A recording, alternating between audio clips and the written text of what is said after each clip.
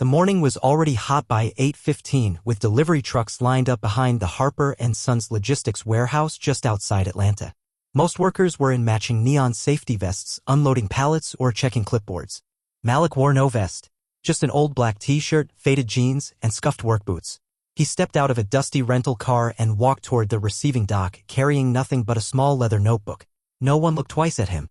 One man near the loading bay called out without looking up, "Hey, you with the temp agency?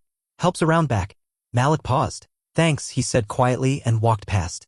Inside, the floor was alive with motion, forklifts beeped, radios buzzed, and the heavy scent of motor oil and cardboard filled the air.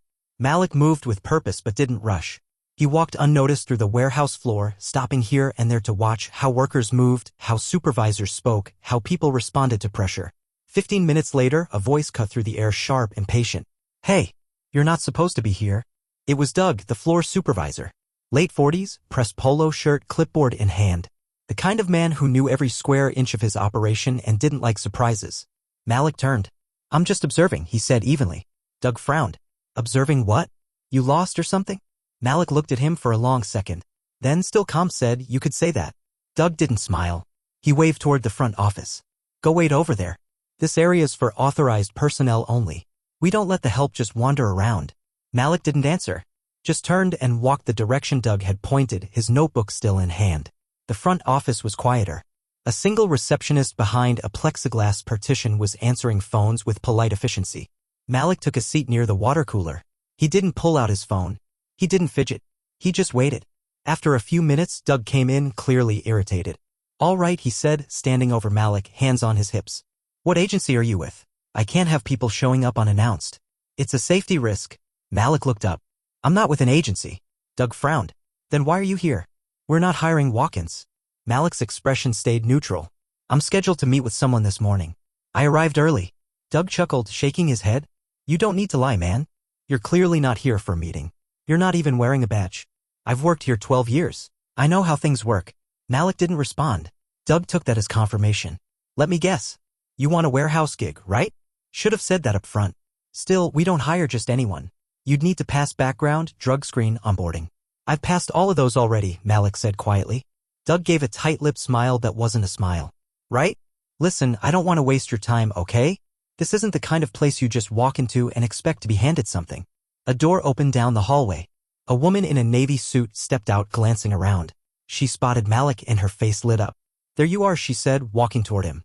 "Mr. Carter's waiting for you in the conference room." Doug froze mid-sentence. Malik stood up, nodded to the woman, then turned to Doug. "I appreciate the welcome," he said simply. Then he followed her down the hallway, leaving Doug rooted in place. The conference room was glass-walled, overlooking the warehouse floor. Inside, two men in button-down shirts sat at the long table, one flipping through a printed report, the other typing on a laptop. When Malik entered, both men stood. "Mr. Green," said the one with the report, extending a hand. "Good to finally meet you in person." Malik shook his hand. "Likewise." The woman who had greeted him, executive assistant, judging by her calm command of the room, gestured to a seat at the head of the table. "We've got your overview packets, the last quarter's performance metrics, and department summaries. Doug should be in shortly to present operations." Malik didn't sit right away. He walked to the window and looked down at the warehouse. Doug was on the floor again, clearly agitated, talking to a younger worker and glancing toward the office wing. "Has he been briefed?" Malik asked without turning. The assistant hesitated. "Only that he was to present performance numbers. He wasn't told who would be in the meeting." Malik nodded once. "Good." He turned from the glass, finally taking his seat. "Let's begin," he said. "Before Doug gets here, I want to hear from both of you. What's working? What's not?" The men looked at each other, unsure for a moment, then began talking, hesitantly at first, then with more confidence. Malik listened without interrupting. His face gave away nothing. Downstairs, Doug was being paged. Doug entered the conference room 5 minutes later, slightly flushed. He was holding a tablet, clearly ready to launch into numbers and logistics. He didn't notice Malik at first. "Morning," he said briskly. "I've got the latest fulfillment stats and the freight delay metrics from last week. Bit of a spike, but we've narrowed it down to third-party vendor inconsistencies." He started tapping his screen, projecting confidence. Then, mid-sentence, he looked up and saw Malik sitting at the head of the table. His voice faltered. I thought this was with Mr. Carter." The assistant spoke evenly. "Mr. Green is Carter Logistics." Doug blinked. "I'm sorry, he's—" Malik leaned back slightly, still composed. I acquired controlling interest 6 weeks ago. This location was flagged for review. The room fell silent. Doug's posture stiffened. I didn't realize. No one told me.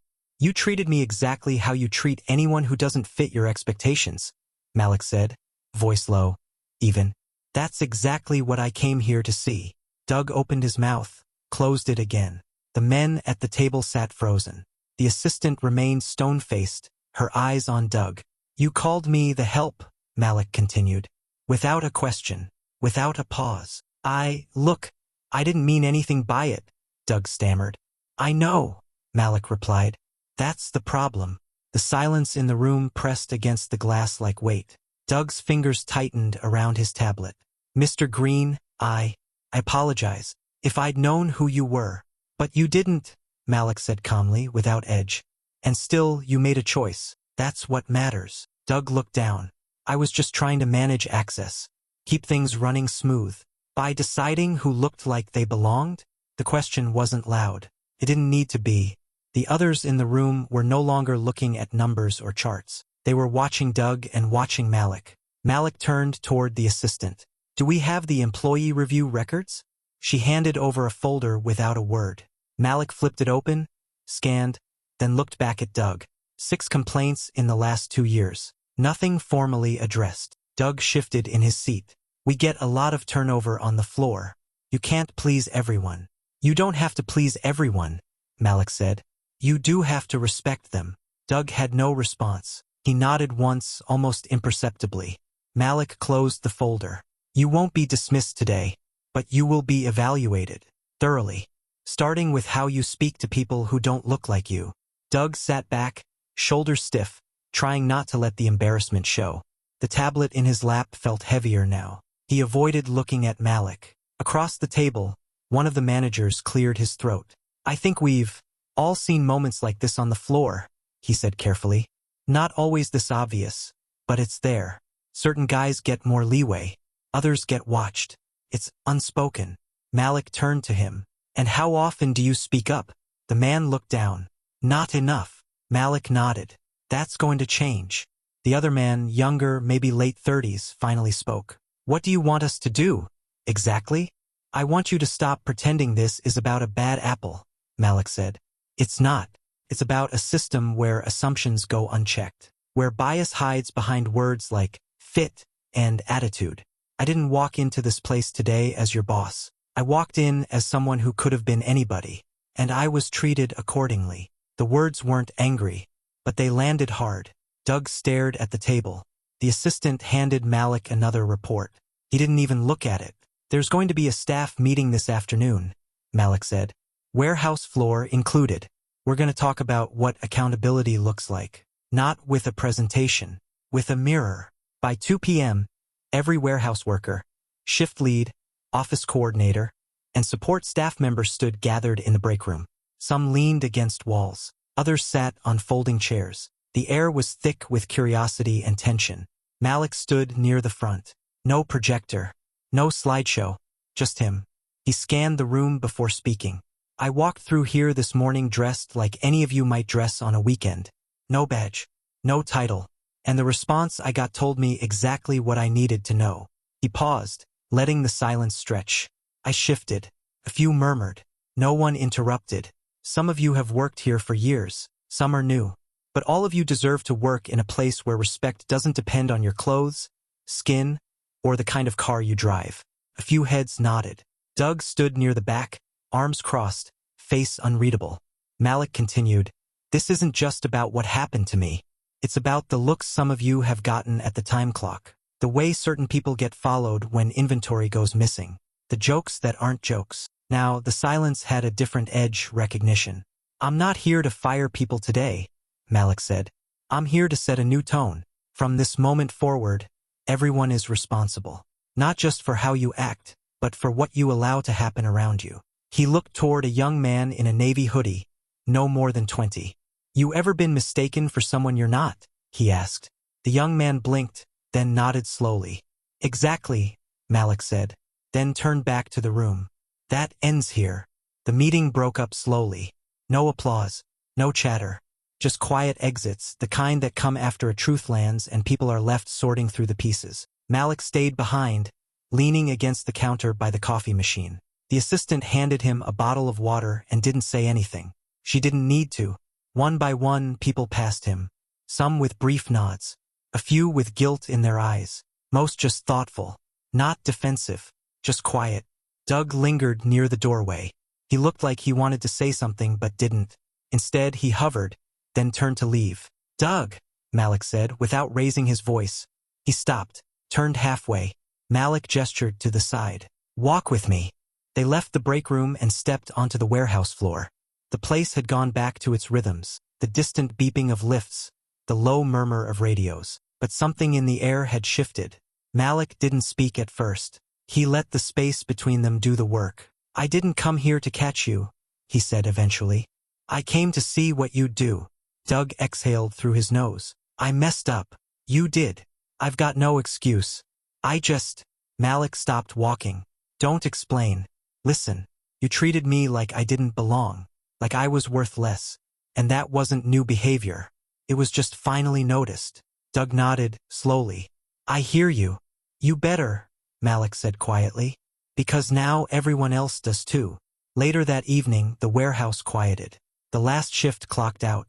Forklifts idled in place. Fluorescent lights buzzed overhead as Malik stood alone in the corner office. The one he now owned but hadn't stepped foot in until today. The room was neat, generic, a calendar with no markings. A framed photo of the previous owner fishing with a client. Malik sat in the chair. Not to claim it, just to think. This wasn't the first time he'd been mistaken for something less.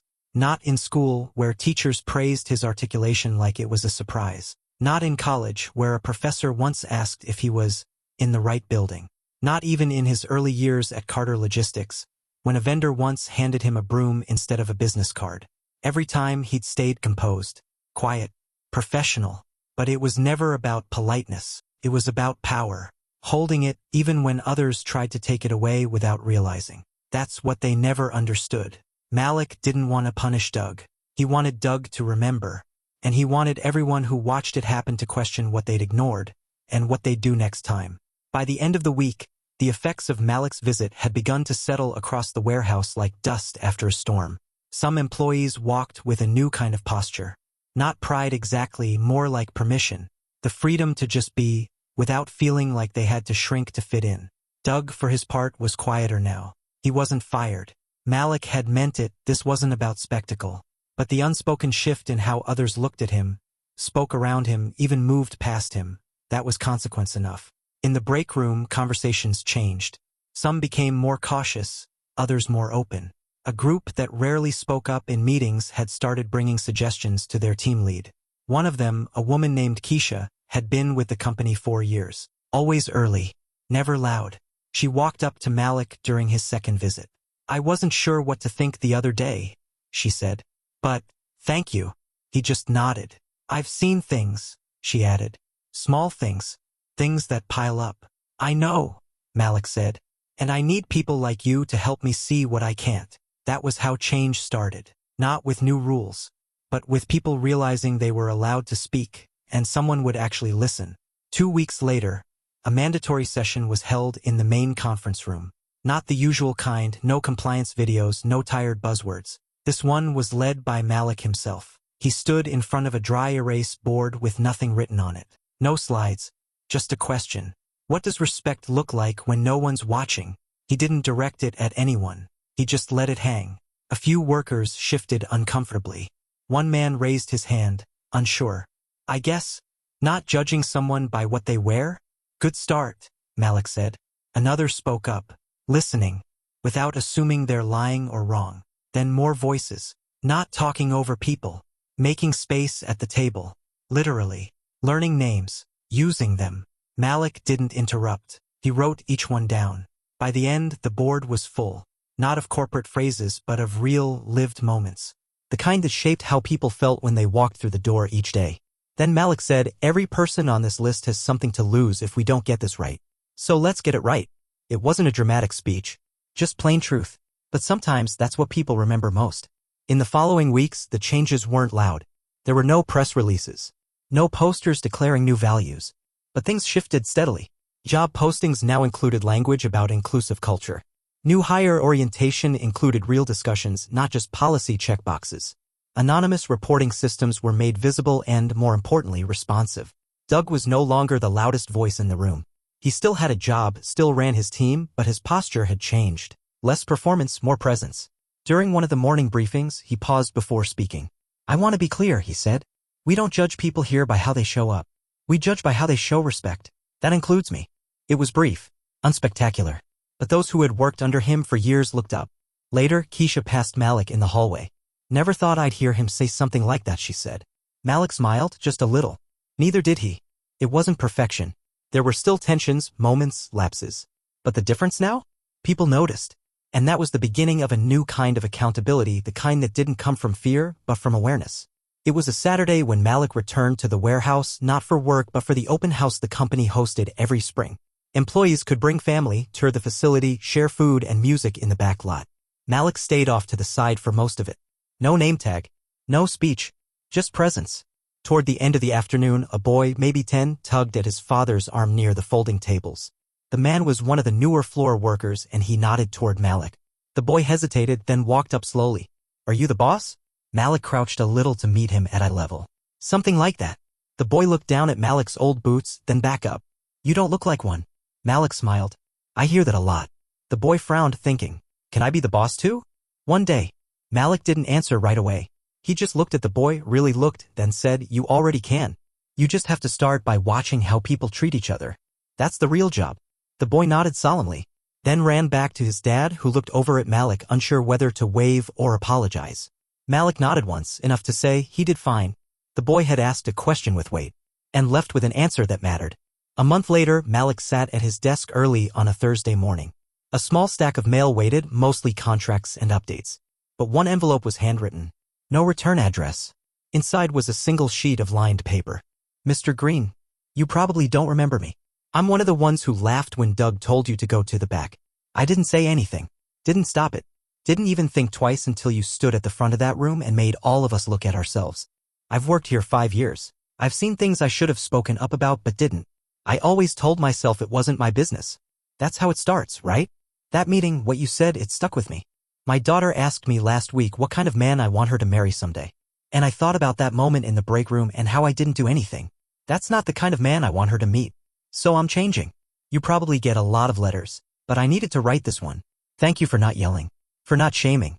For just showing us what decency looks like when it has nothing to prove. RT. Malik read it twice. Then he folded it, placed it in his drawer beside the others he never mentioned, and got back to work. 6 months later, Malik stood at the same warehouse entrance where it had all started, jeans, boots, no badge. A few workers passed by, nodding with quiet familiarity.